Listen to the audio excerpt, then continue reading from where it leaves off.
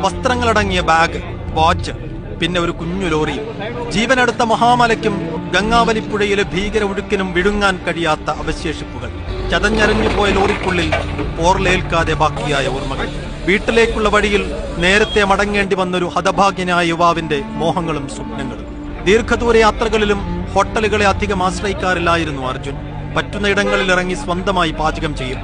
അതിനുപയോഗിച്ചിരുന്ന പാത്രങ്ങളും കേടൊന്നും കൂടാതെ ക്യാബിനിൽ നിന്നും കണ്ടെത്തി. പിന്നെ ആ കുഞ്ഞു ലോറിയാണ്. യാത്രക്കിടെ എപ്പോഴോ മകന് വേണ്ടി മേടിച്ചതാണ്. ഒപ്പം കളിച്ചും കണ്ടും കൊതി തീരാതെ ഇറങ്ങിപ്പോരുമ്പോൾ അവൻ കാണാതെ ആ ലോറിയും കൂടെ എടുക്കും. ദിവസങ്ങൾ കഴിഞ്ഞ് അച്ഛൻ തിരിച്ചു വരുമ്പോ അവൻ ഇരട്ടി സന്തോഷം. ഇത്തവണ പക്ഷേ അവന്റെ കുഞ്ഞു ലോറി മാത്രം വീട്ടിലെത്തും.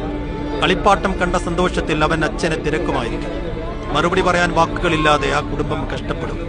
വേദനകൾക്കും നഷ്ടങ്ങൾക്കും മുകളിൽ വേഗത്തിൽ മറവയുടെ മണ്ണടിഞ്ഞു മൂടട്ടെ എന്ന് നമുക്ക് പ്രതീക്ഷിക്കാം.